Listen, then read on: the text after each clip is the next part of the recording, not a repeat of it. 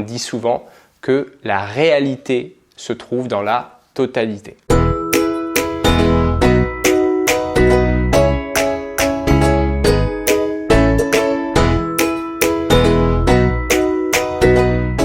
Salut tout le monde, dans cette nouvelle vidéo, je voudrais vous parler du sentiment de responsabilité et de culpabilité exagérée, puisque de nombreux patients qui souffrent de troubles dépressifs ou anxieux ont malheureusement tendance à trop se dévaloriser, à trop se culpabiliser, ce qui ne fait qu'aggraver leurs émotions négatives. Alors avant de vous donner 5 conseils qui vont vous aider justement à diminuer votre sentiment de responsabilité, je vous invite bien sûr à vous abonner à ma chaîne YouTube ainsi qu'à mon compte Instagram pour avoir des citations et des vidéos, des réels qui vont vous apprendre d'autres choses en psychologie. Avant de vous donner ces 5 conseils qui vont vous aider, ce qu'il faut savoir, c'est que le sentiment de culpabilité et de responsabilité toxique vient souvent d'une enfance où les parents ont été trop exigeants, trop punitif. Ça peut venir également du harcèlement à l'école et ça peut être aussi la conséquence d'un manque de confiance en soi. En effet, les gens qui sont durs avec eux-mêmes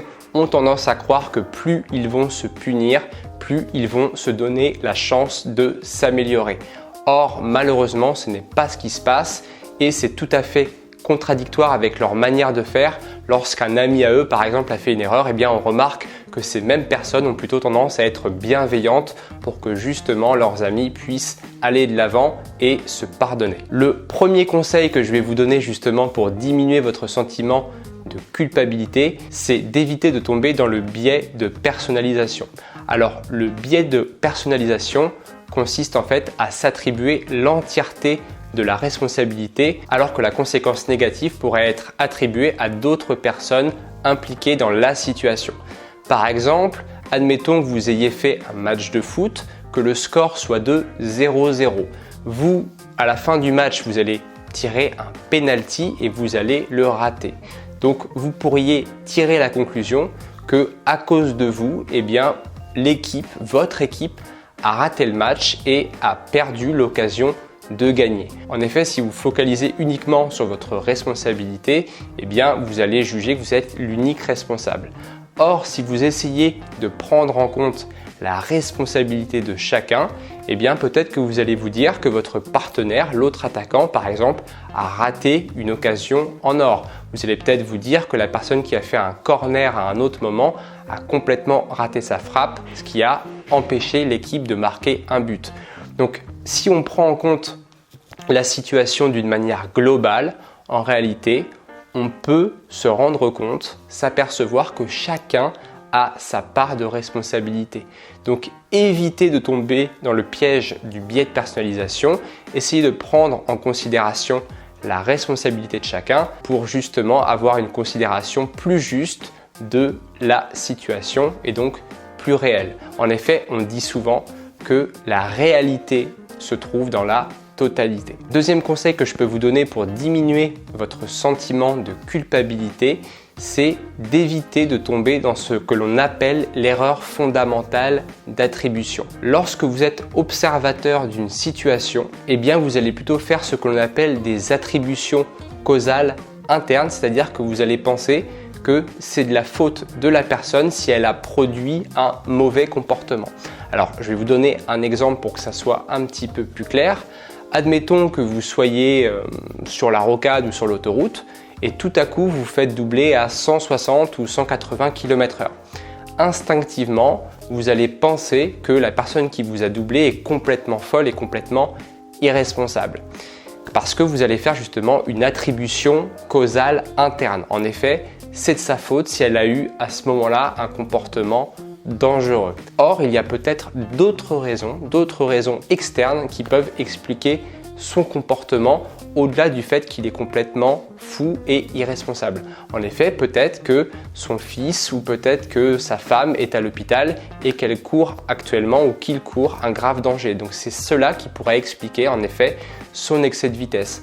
Mais l'individu, à cause de l'erreur fondamentale d'attribution, a tendance à penser que c'est de la faute de la personne lorsqu'elle est en situation d'observateur ou lorsqu'elle est observatrice de la situation. Donc si vous par exemple vous êtes impliqué dans une situation problème, un observateur de la situation pensera que c'est vous le responsable de la situation problème parce qu'il va justement risquer de commettre l'erreur fondamentale d'attribution. Donc ne vous laissez pas impacter par son jugement parce que comme il est observateur de la situation, son jugement peut être biaisé à cause de l'erreur fondamentale d'attribution. Troisième conseil que je vous donne, le biais du conformisme ou de l'influence majoritaire. Admettons que vous soyez dans une situation problème où il y a eu des conséquences négatives comme d'habitude, eh bien, si un groupe juge ou pense que vous êtes responsable et coupable des conséquences négatives, eh bien, même si ce n'est pas le cas, si c'est exprimé, si la responsabilité que vous pouvez avoir est exprimée par les autres membres d'une manière répétée et si cette vision est partagée par 5, 10, 15 personnes, eh bien, vous risquez de penser que, en réalité, oui, vous êtes bien coupable alors que vous n'avez rien fait, tout simplement parce que plusieurs personnes vous jugent coupable.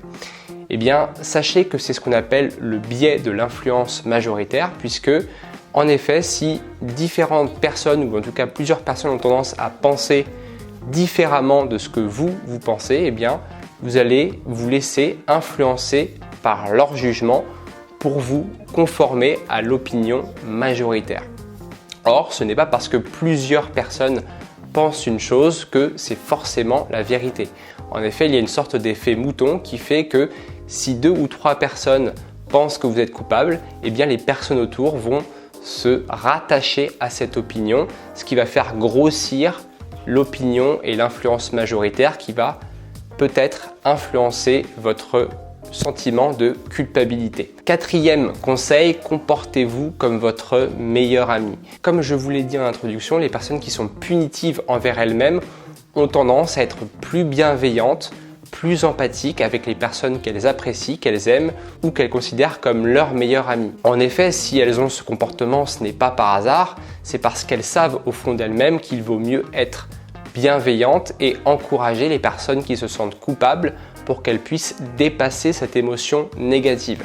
Donc, si vous êtes capable de le faire avec une personne que vous aimez et si vous pensez que c'est juste et rationnel, eh bien, tentez d'appliquer ce raisonnement avec vous-même et vous verrez que vous allez plus facilement dépasser votre sentiment de culpabilité ou de responsabilité. Cinquième et dernier conseil, entourez-vous de personnes bienveillantes et empathiques. Comme je vous l'ai dit, le sentiment de responsabilité exagérée se construit la plupart du temps lorsque une personne grandit dans un environnement qui est particulièrement toxique et culpabilisant. Donc plus vous allez être entouré de personnes malveillantes et culpabilisantes, plus vous allez avoir ce même comportement envers vous-même. Autrement dit, plus vous allez nouer des contacts sociaux avec des personnes qui vont vous déculpabiliser, plus vous allez être bienveillant envers vous-même. Pour conclure, sachez qu'il est tout à fait normal et sain de ressentir un sentiment de culpabilité et même des regrets. Voilà, ça montre que vous êtes une personne humaine et empathique. Néanmoins, vous allez tomber dans la responsabilité et la culpabilité exagérée si vous n'arrivez pas à prendre en compte la part de responsabilité des autres personnes impliquées dans la situation et si vous accordez trop de crédit à la pensée, au jugement des autres sans tenir compte de votre vision de la réalité. Sachez qu'il est tout à fait contre-productif et inutile de continuer à vous auto-flageller sans cesse et apprenez plutôt à être bienveillant envers vous-même et vis-à-vis de vos erreurs du passé proches et lointains. Voilà, j'espère que cette vidéo vous a plu. N'hésitez pas à commenter, liker, partager et vous abonner à la chaîne et à mon compte Instagram. Si vous avez des questions, je me ferai un plaisir de vous répondre en commentaire. Et d'ici là, je vous dis à très bientôt pour une prochaine vidéo. Salut!